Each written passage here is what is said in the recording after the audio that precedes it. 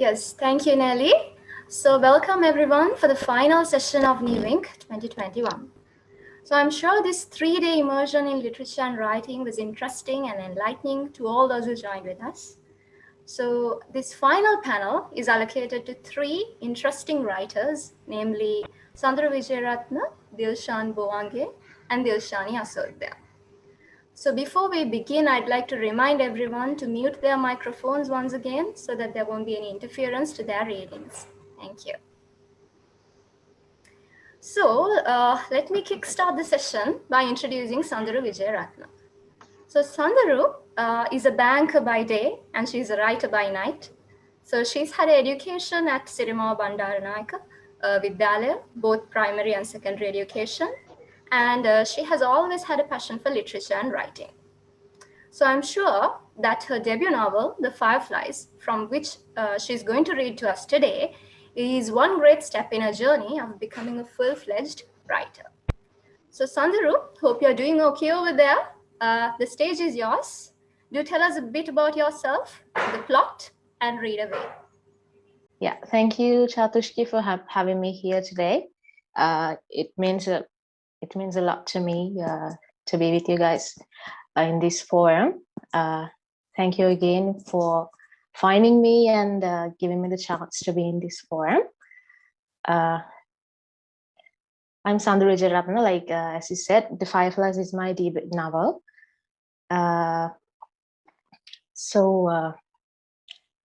Talking about The Fireflies, I wrote this novel about 10 years ago.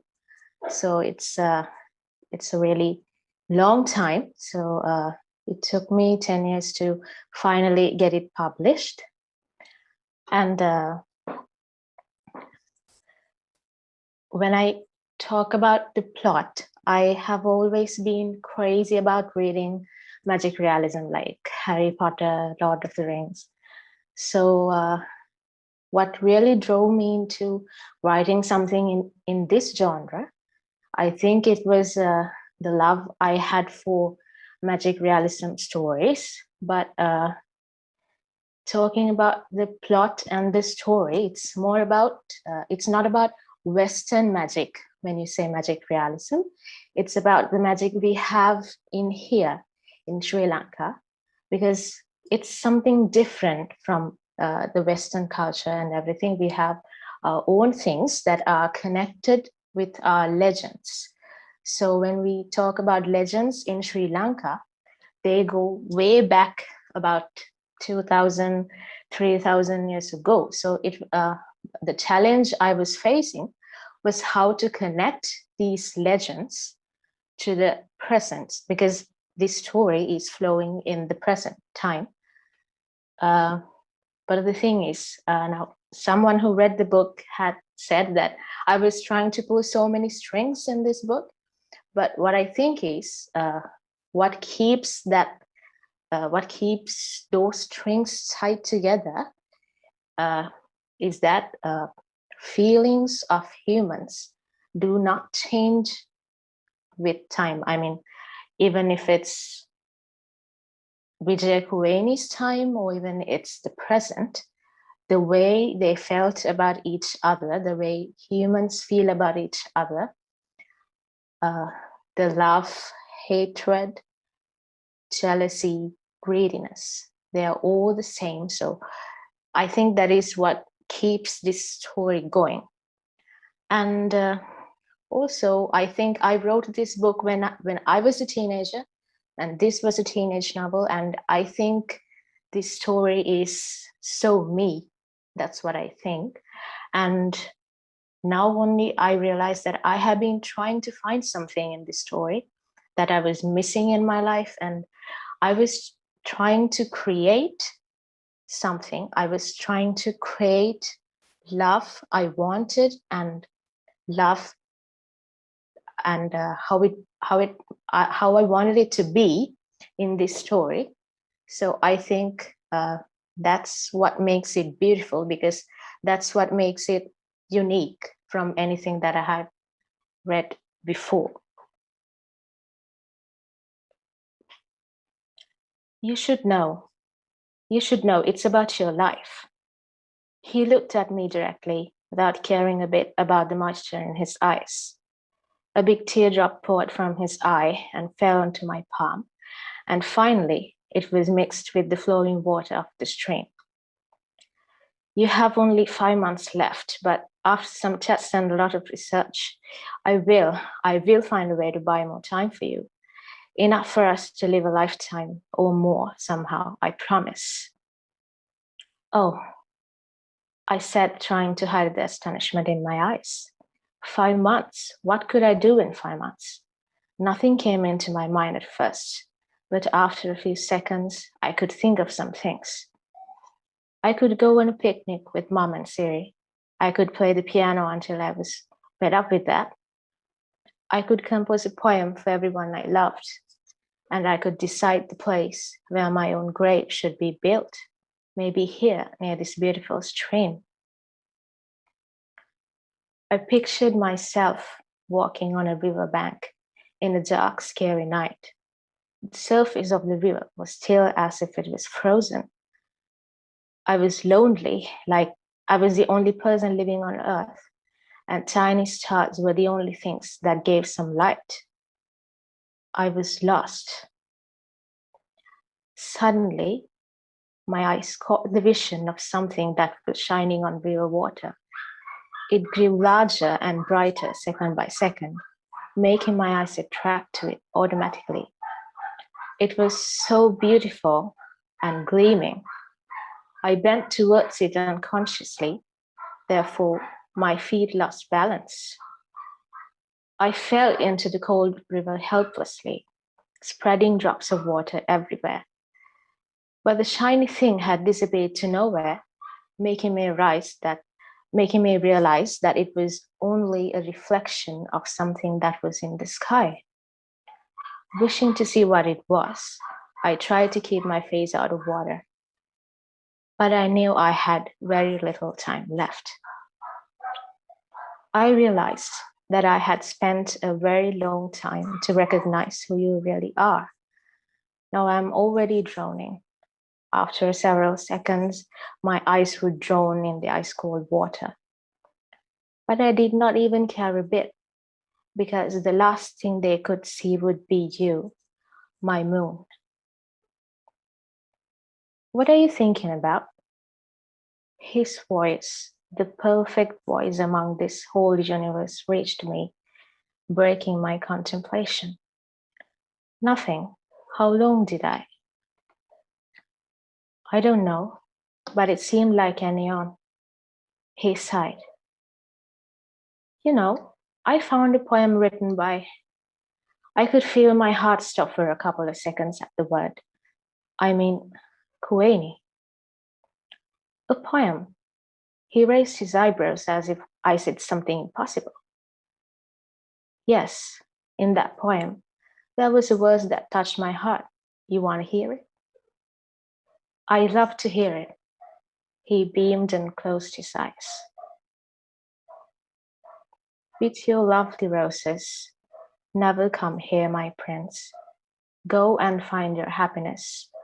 May God forgive my sins. Next chapter, Misery. Meanwhile, in the deep dark forest, a beautiful white horse was running at its best speed through the charming nightfall. The rustle of the dead leaves beneath its toes was the only sound that broke the silence.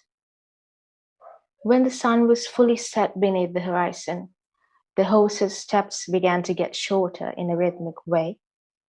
It made faint neighs and flashed through the softening forest to the direction of the rising half moon. When the soil started to get softer and silky, the forest disappeared in the darkness it had preserved. The horse had entered an endless silvery beach, and the faint moonlight was on its pure white mane, as if it was a heavenly creature, as if it was a unicorn. However, it was not the only living thing on that beach. On a giant black rock on the white sandy beach stood the queen of them all, the arrogant black mare. She was still as a monument, quiet as the water of a crystal clear pond, and was waiting patiently for the arrival of her novice. Saindav, it has been 3 weeks since I last came across you. She talked to him in her mind. I think I owe an explanation from you for the things that have happened so far. Her tone was mixed with patience and wickedness in a mystifying way. A weak neigh escaped from the white horse's shuddering throat. Why did it take so long for you to come across me? My apologies, Holy Queen, said the white horse faintly. I cannot forgive you, Saindav. She clenched her teeth and looked at the half-moon peacefully. Please, my queen, he muttered. I cannot forgive you because you have done nothing wrong, my child. She started laughing viciously. Why are you so worried? But everything happened perfectly as I had planned. So why are you apologizing to me? But I sucked your precious sauce. I couldn't control it, said the horse in shock. I'm sorry, my queen. I knew that, Saindav. I knew. She laughed again. I did not expect anything more from a big absent like you. However, it just made it more realistic. But my queen, how do you think everything was perfect when nothing went right? Nothing went right. What do you think, Saindav? You thought I was a fool to expect her to kill a person, she said in arrogance. No, my child, no. Whatever forces her, whoever forces her, she would not kill a living being. I know her than anybody does. She's a tree soul, Saindav, a tree. And the tree souls are meant for saving lives, not harm. But our enemy still lives out there in a luxury palace, while you're stuck in this black mare, said the horse sarcastically. What do you mean luxury, child? Do you think he lives a happy life out there? Her voice became malevolent. No, not a single second he spends in peace. Would I get that kind of pleasure if I killed him that day? No, it would be too easy for him. What did you do to him? The white horse tried to hide the sudden grief in his pathetic voice. Just a big dose of misery, more than one human deserves. The thought that he is the reason for her forthcoming death. The mare started laughing fiercely, flying her forelegs in the air. My queen, please forgive my weak soul, but, said the horse dimly. Ask away, my child. She swiftly stopped her laugh and sighed in doubtfulness. Your problem is with the prince who lived 2,000 years ago. What does this innocent prince can do about that? Why? Why he has to pay for something he didn't do? Not him. All of them. All of them have to suffer for what their ancestors did to my perfect, blissful life. They still have that filthy blood in their veins, and that prince you called innocent, he as well has that blood in him. He will certainly reveal the real cruelty in him. One day, the mare giggled. Oh, the white horse sighed, agreeing. And that day, my child, will come in a little while, said the arrogant black mare, her gleaming eyes fixed on the rising moon. Right. Thank you very much, Sandaru. That was beautifully You're read. welcome. Very beautifully read. So you have, as a teenager, you've captured the emotions of sickness, misery, vengeance, all of that very beautifully. So kudos to that. So my question to you is, how was the experience of writing your first novel? So this is your debut novel, right? So what were the Yes. challenges you faced? And if you did face any, and how did you overcome them? The biggest challenge I was facing Yeah, was, yeah, were you saying something? yeah, perhaps to do with writing or to do with publishing, anything. Yeah. The biggest challenge about writing in English is what is the demand for an English book in Sri Lankan society? So that was the biggest question. And people were asking me, like, why did you write this in English? You could have write it in Sinhalese. So I wrote this in English because at some point I realized that I was comfortable writing in English. I don't know why, because English is not my first language, but at some point I felt that I was comfortable in writing in English, and also I wanted to take this to an international level. So to do that, I thought of writing it in English. And the thing is, for some time, I also believed that there was no demand for English books in Sri Lankan society. But then, after publishing the book, I realized that no, it's not the truth. There are so many people uh, who likes to read an English novel written by a Sri Lankan author, because maybe it's a little bit easier uh, for someone not that fluent in English to read something that is written by a Sri Lankan author. And the other challenge was, how am I supposed to take this book to the people? How this book is going to reach the people? So in a time where Facebook and social media is keeping people from reading books, I thought of doing the reverse of it. I used Facebook and social media to take this book to the public and to the society. So it was really nice to see how people get excited when they see a book on social media. I was really happy to see how people are excited, curious about this and everything. So many. And the other thing is, I can get the feedback from my readers through social media. So that's really great, and it's beautiful. And this falls under teenage category, but it's not only teenagers who read the book. I and some parents, they contacted me to buy the book for their kid, and that was a really great thing. So I think that's how I overcame my biggest two challenges. Right. So I think I myself can relate to most of what you said.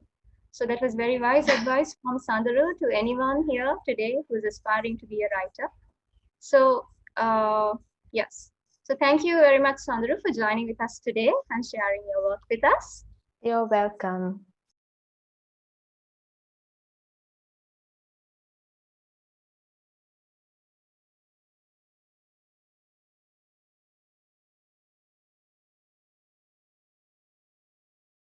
All right. So, Dilshani is a freelance creative writer and an illustrator by profession, but she likes to be called a dreamer the most. So today she'll be reading from her debut novel, The Demon Within.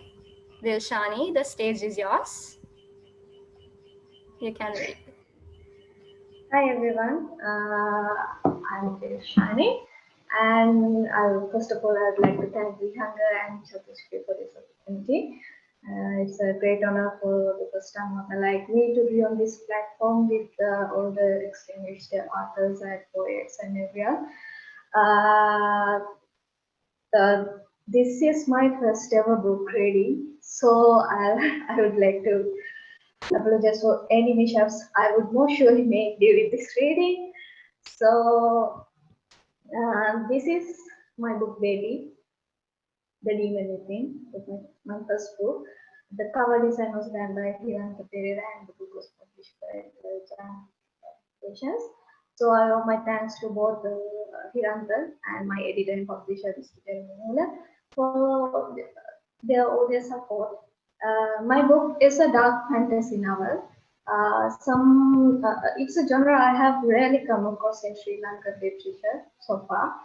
Uh, it follows the story of a demon prince who gets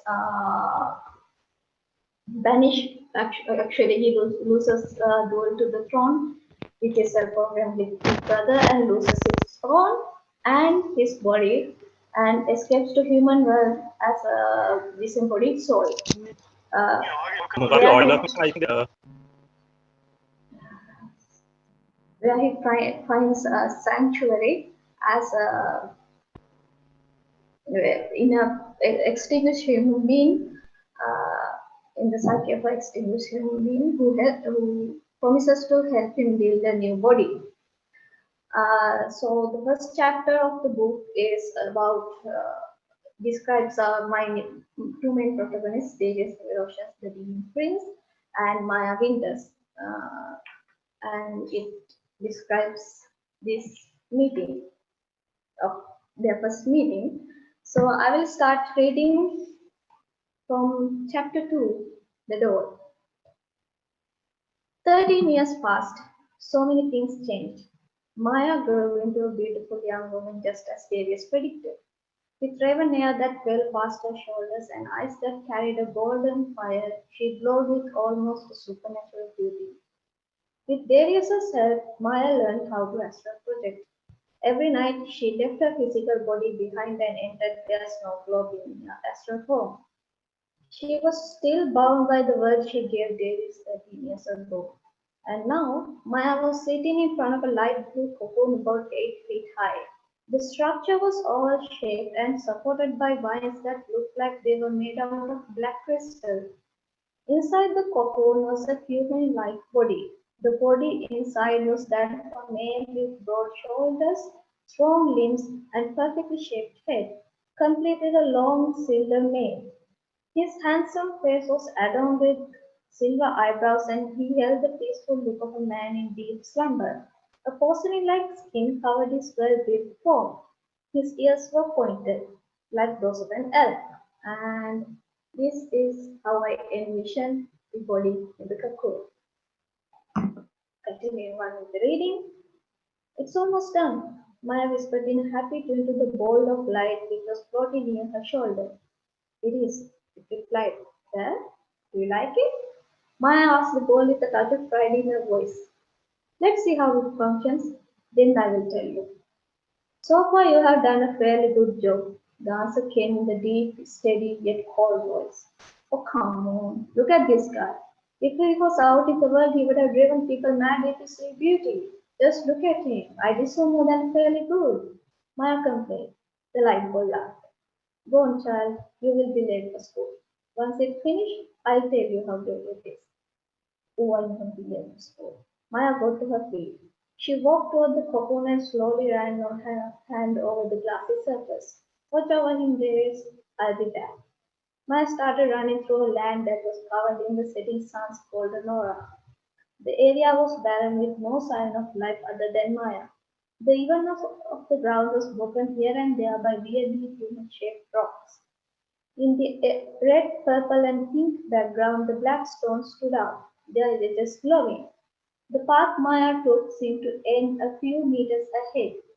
It was the edge of a cliff. Maya stopped and turned back.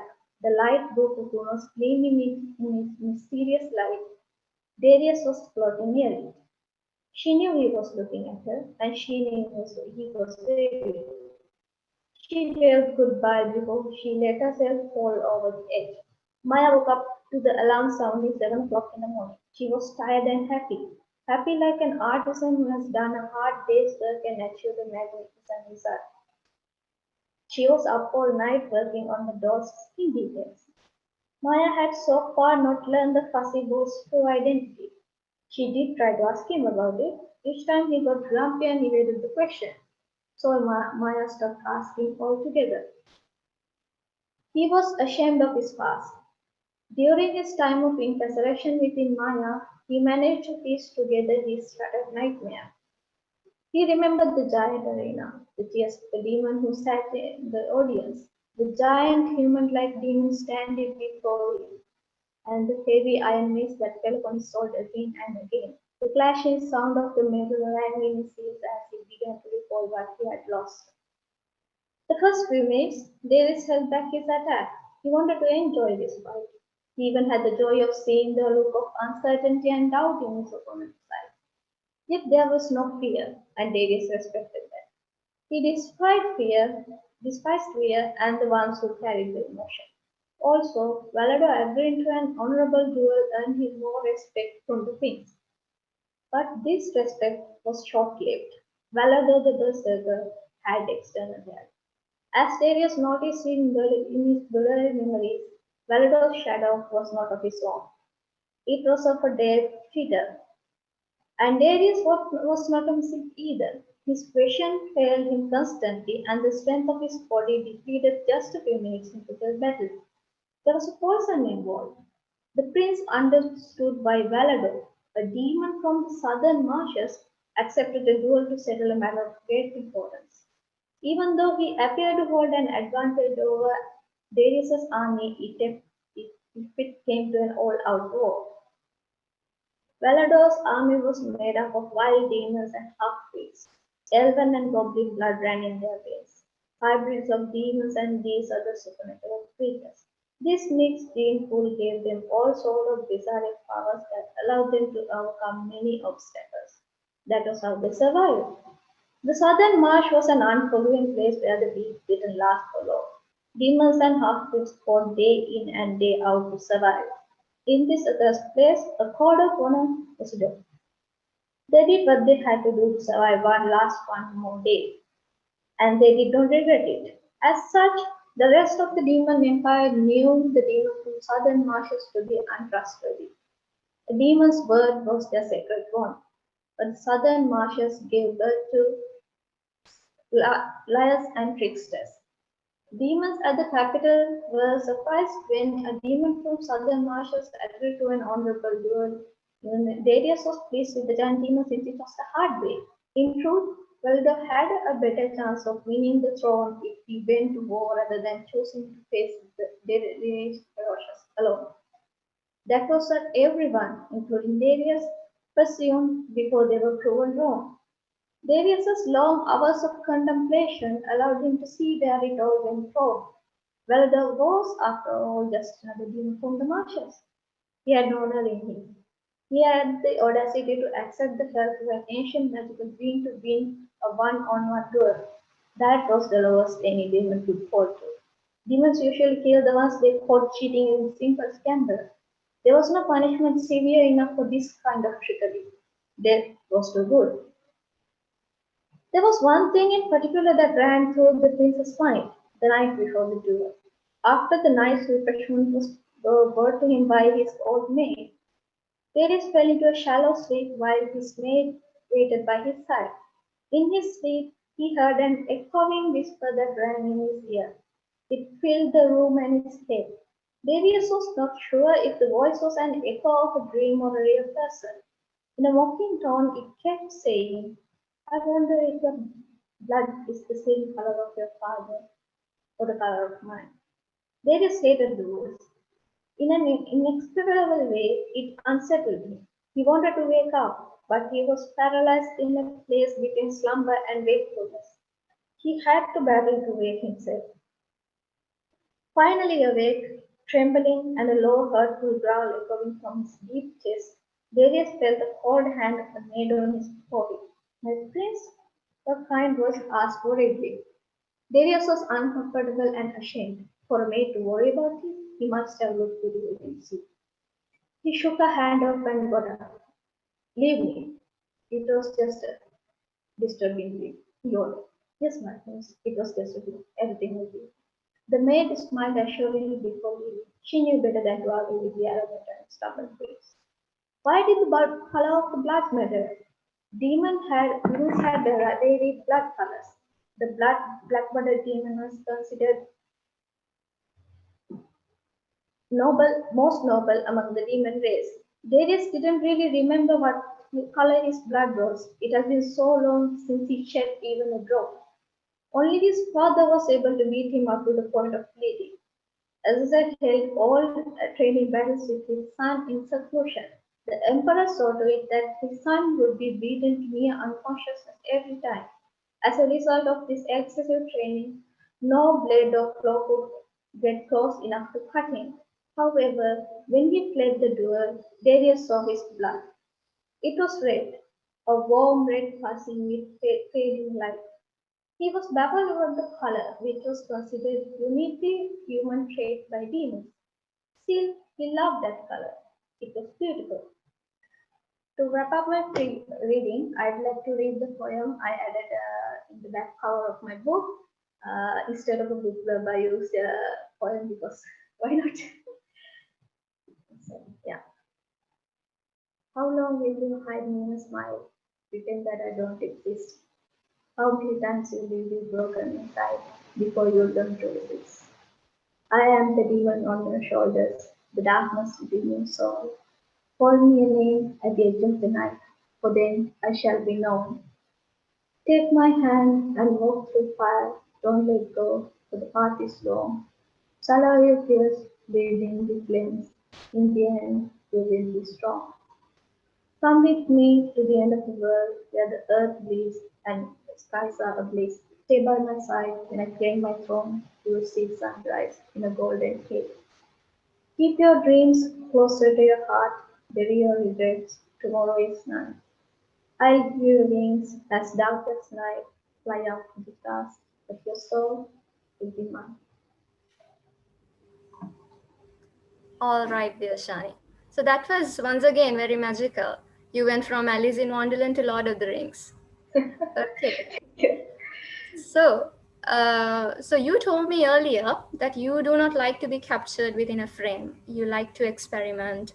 You like to gain knowledge from various legendary sources, right? Mhm. So even the extracts that you read show sort of how passionate you are about writing fiction, a magical fiction, right? So, however, in a country like ours, there's only a handful of works in this genre that is in print, right? So, how was it received by your audience? How was the feedback? Uh, I gave my book to some of my friends as beta readers. Uh, I mostly received positive feedback. Actually, most of them were geeks like me, well, involved in all anime, manga, and all other fantasy stories like Lord of the Rings, Harry Potter, those things. It was well received. Uh, yeah, I mostly got a positive feedback for this, including all the illustrations and everything. Uh, Yeah. Okay, thank you so much, Dilshani, for joining with us. Let's move on to some questions in the chat. Okay, so this is directed by Tina's to all three writers. So, what made you choose fantasy? What made you choose dystopia, myth as a genre? So, we'll start from Dilshani. Yeah, I grew up reading. Actually, the first book I ever read, as long as I can remember, is Tarzan and the Golden Lion. That's how my passion for books started with fantasy, and I have been fascinated by all the ancient legends all around the world: the Greek, Norse, Egyptian, Japanese, Chinese, Sri Lankan. I mean, anything that is not real is fascinating to me. I'm drawn to it. So I thought it will be in my comfort zone to write in a genre that is close to my heart. Mm-hmm. Okay, nice choice. So, how about Sandaru? Same question. What made you choose fantasy? Is everything the Shan said? I think it's the same with me because I have always loved reading fantasy. Like I was really fond with Harry Potter, Lord of the Rings, Twilight, and everything. And I will always been a daydreamer, dreaming about things that are far beyond reality. And I just want to create something paint something in someone else's mind, so that, that's what a writer do actually, creating something in the reader's mind that is in my mind. So when I have received this comment from one of my readers saying that it all felt real and I could picture it in my head so good. So I think that is one of the best comments I have ever received. So because that's what I really want to do. So I think my love for fantasy is why I chose this genre. Okay, great. All right, then the next question is by Shanika Dizaisa. So the question is to Sandaru. What is your take on magical realism, and how do you define the engagement with reality, which is one of the key elements of the concept with that of fantasy? So, Yes, I think my story is a combination of magic realism and reality. So there is no fantasy without reality, because yeah, that's what I feel about it. So this story, the plot, it's about a girl, a normal girl in society, and how she discovers her abilities and her bond with nature, and how things turns out to be. I don't know how to describe it. So I think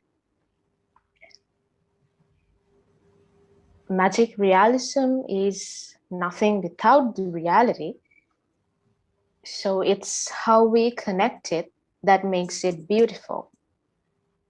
Like I said, trying to pull so many strings together, but keep it tight together so that it doesn't become a failure. so there are two more questions. We'll get to that, and we'll see how it goes. Okay. So Sandaru and Dilshani, I read this to you. How important is it for you to connect your writing to Sri Lanka or the local myths and legends? Dilshani? Uh, Yes. uh, it is important because Sri Lanka has a treasure trove of myths and legends. I mean, I'm not talking about Mahavansha. I'm going beyond that to Mahasammata, King Mahasammata, and Bali, Taraka, Ravana. From those eras, when it comes, Mahavansha lacks the magic actually. All that Yaksha, Naga, they were magic is lost in Mahavansha. So I usually draw from beyond that. The Yaksha, in my book, I used the Yaksha caste in Sri Lanka as the base of the demons in my book, because the demons in my book are not those demons you see in movies like Conjuring or anything. They are not malevolent creatures who run around the world trying to possess people and like So you manipulate basically human build beings. upon history, Yeah, history of Sri Lanka. Okay. yeah. It is drawn from Sri Lanka, like they are like battle-loving warrior people. People just they just don't look like humans. That is the only difference between Yaksha caste and these demons in my book. So yeah, I think local myths and legends can be involved in these fantasy novels pretty smoothly. Yes, an interesting take on that. Okay, how about you, Sandaru? What do you think? Yes, like I said about local myth and legend, that is all about my book. I mean, my book is all about that, local myth and legend. And I mentioned about a prince in the text I read. So this prince is actually in my book. Sri Lankan imperial family exists among us in secret. So it connects to Sri Lankan legends. I mean, going back to Vijaya Kuweni. Vijaya Kuweni is the legend that I have You used in my mentioned book. Queen at the beginning also, right? Yes, For so it's based on that. So of course, it's really important because we have really beautiful legends in our country. We can see in Western countries how they have used their legends to bring up really beautiful stories. We can see that, and uh, what we are doing with our legends, like the movies we have about them, it does not bring the real thing. And when I was writing, uh, using connecting these local legends and everything, it's quite beautiful how things fall into places and how they can be connected to the modern society. And even with uh, religious beliefs and everything, and uh, Ayurvedic things and everything. So it's all connected and it's connected to the present. So I think it's really important to uh, bring up our old legends and everything to writing. It's all right. my book is all about that. Right. So in a way, you're taking the legends into the next generation through your fiction, magical fiction, right? Yes. Okay. So the next question is by Chiranti Rajapaksha. So this is again to all three writers. Are there any particular writers who influenced you? And do you have any advice for other writers in Sri Lanka who want to write in the fantasy genre? Sandaru, we can start with you. Yeah, obviously J.K. Rowling, who was my, you know, she doesn't fail to amaze me. Like I was reading the seventh book and I was like, oh my God, did you think about this like in the first book? So it things really falls together. So she was my favorite writer, and I think I got so many things from her writing into mine. Uh, and yes, Okay, how uh, about Shani? Henry Rider Haggard. That's a question I will answer without any failure because she or Aisha by Henry Rider Haggard is like the most beautiful masterpiece I have ever read. I read the Sinhala version, to be honest, translated by K.G. Karnatilka, and that translation was amazing. I mean, to translate something of that quality into Sinhala without losing any of that magic, it's a masterpiece actually. I love that story and all of his other works like Alan Quatermain stories, including King Solomon's Mines, The Ivory Child, and all of those. I mean, his writing has a wonderful magic in it. Like I can't actually put it into words. His stories are the ones that inspired me most in my writing. Yes. Right. Uh, Okay, great. Anything more to add, Isha? it's asking any advice for writers in Sri Lanka who want to write in the fantasy genre. I'm a first time writer, so I don't think I have much advice to give. Like, But as a uh, debut writer, you might have some advice, first-hand yeah, experience. Yeah, the thing is, it's hard. Yeah, writing a story, and it's like a piecing together a picture puzzle. Like you have this disconnected incidents happening throughout the story, and you have to put it together in a timeline that will make sense to the reader. So just when you write to the new writers, I say just don't put the incident in an order, then give up the manuscript. Here we go, just read it again and again and again every time, and then you will see where the mismatches happen. this incident doesn't follow their way. It doesn't like what is happening here. You can detect that if you read it again and again and again. Uh, Even after printing it, now I'm reading it. There are some places that makes me cringe actually in my book. So yeah, you have to basically revise your own manuscript. If you can, 100 times or go beyond. Yeah, that is the advice I can give. Okay, thank you, Dilshani. So even though Dilshan can't join us virtually, he has answered the question in the chat. So he says that Michael Ondaatje and Milan Kundera and also Gabriel Garcia Marquez. So he says those are the writers who have influenced him. So since it's 11:55, I think we'll stop the session from here. So we are extremely sorry that we couldn't connect with Dilshan. So there were some technical issues.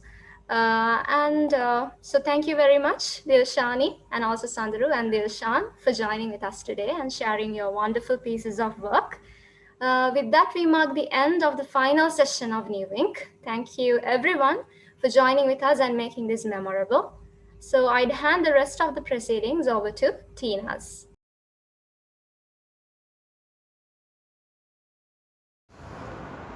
Hello everyone, I'm delighted and honored to be part of New Wink 2021. Thank you very much for giving me the opportunity to speak a few words about my latest book, The Last Latte.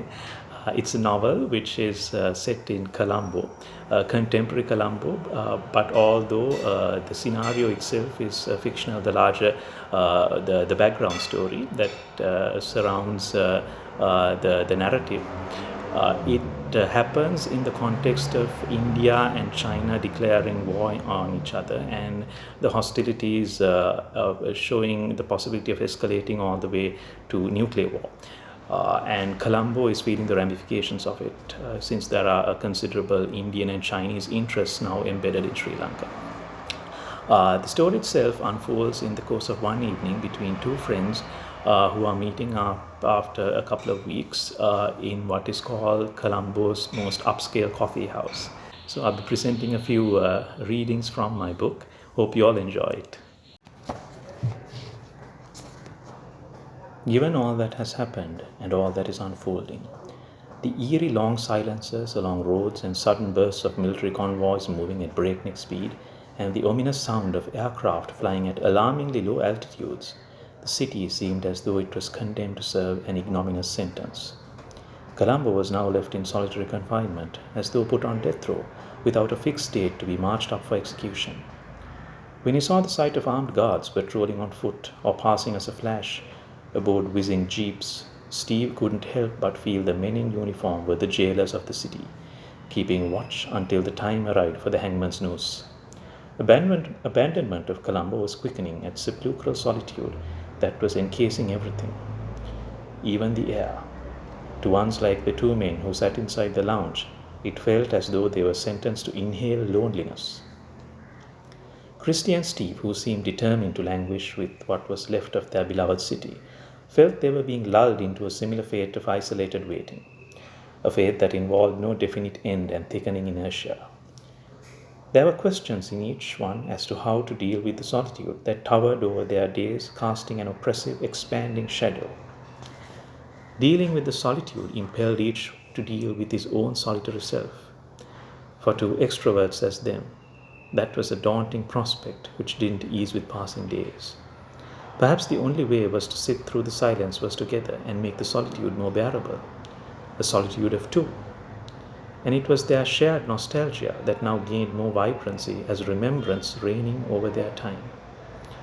What they didn't fully grasp as they drifted, both in their moments of individual isolation and when they would meet up to share the solitude and allow reminiscence to gain form in conversation, was that if allowed to flow completely unrestrained, nostalgia and reminiscence can reign over a lifetime. It appeared they were bound to a decree of nostalgic escape, that disallowed them to think of the possibility of a life elsewhere.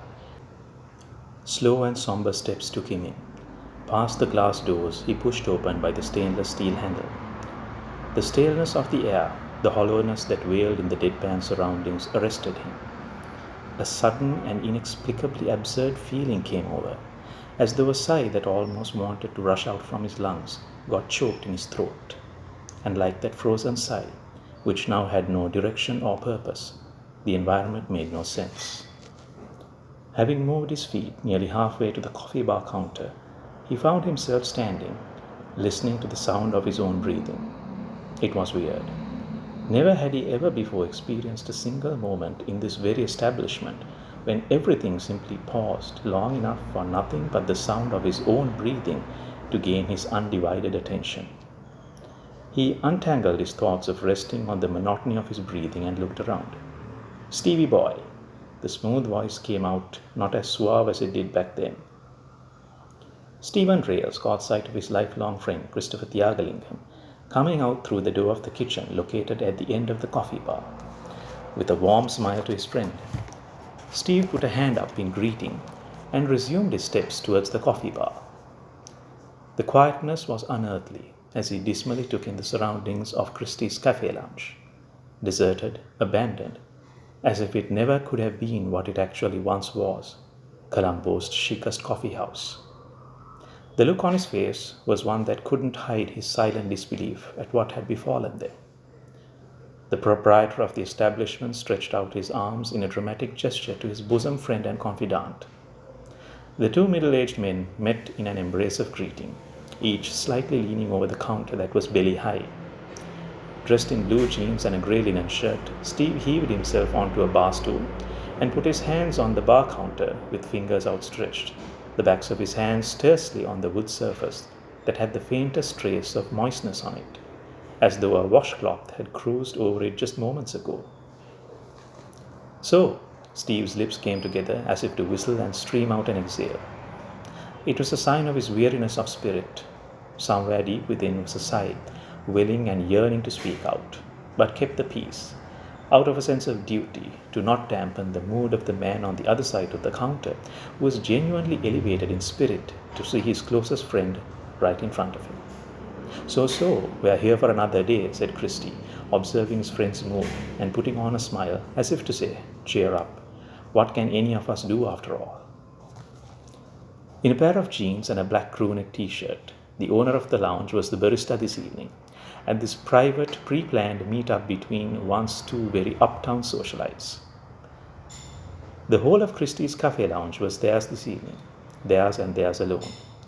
The only semblance of some form of socializing to happen in over 4 months. "How's Auntie Valerie? She holding up okay?" Christie inquired in a tone of sincere concern about Steve's guardian and benefactor since he was 13. As best as possible under the circumstances, I suppose. She tried to persuade me to stay with her in Kandy. Wasn't too happy when I said I had to come back. Poor thing, must be in utter disbelief. Yeah, can't say it isn't the case with most. True that, Steve-o. But then, Christie sighed helplessly and just did a cursory sweep of the empty lounge. What can any of us do right now but sit tight? She with a cousin in Kandy? Yeah, second cousin from her father's side. Nice old place in the interior. Must be quiet as death. Somewhat. But the thing is, they aren't really affected like us here, not to this extent, I mean. So in a way, I guess we are more quiet as death. Saw a jag stopped outside. How did it get there? Some guy was going this way, ran out of petrol. A couple of days ago, I was just outside when it happened. Actually helped the poor sod push it to the side of the pavement. Said he'll try to find some petrol and then drive it back to wherever. Christie shook his head pityingly. Poor fool didn't want to admit that it was a no-go show. Or maybe he really did delude himself. Some OJ, grape juice, maybe, if you bribe some soldiers in charge of supermarket. But not petrol, mind you. Not for personal use, anyway. Didn't have the heart to tell him. People learn at their own pace, I guess. True. The thing's being torn apart. Yeah, seems some thugs cannibalized it at night. Doubt it'll be worth anything even if some petrol does come through. "The sad truth of things," said Steve with a touch of solemnity in his voice. All supermarkets in the Colombo city were either closed and commandeered by the military as food provision storages or were operated as food ration depots from which city dwellers could collect rations. Strict rationing measures had been implemented in the Colombo city and immediate suburbs as the situation worsened. Much to the relief of the government, the numbers living in Colombo and the outer suburbs did a nosedive. People who were in the city from out of town for work quit and returned home.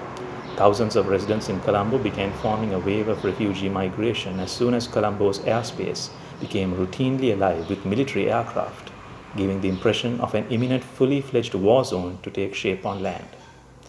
Never before had the people in Colombo experienced menacing skies where regional powers soared in with displays of capacity for mass destruction.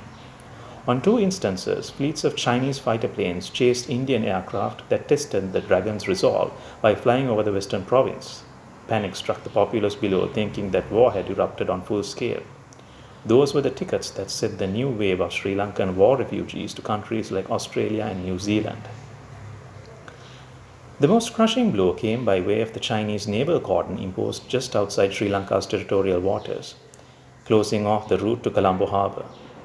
Beijing did a move as Kennedy's White House did over Cuba in the last century, with insistence that it was not a hostile measure upon Sri Lanka's sovereignty, but purely in order to ensure no Indian vessels would enter the country's principal port and threaten Chinese interests in Colombo.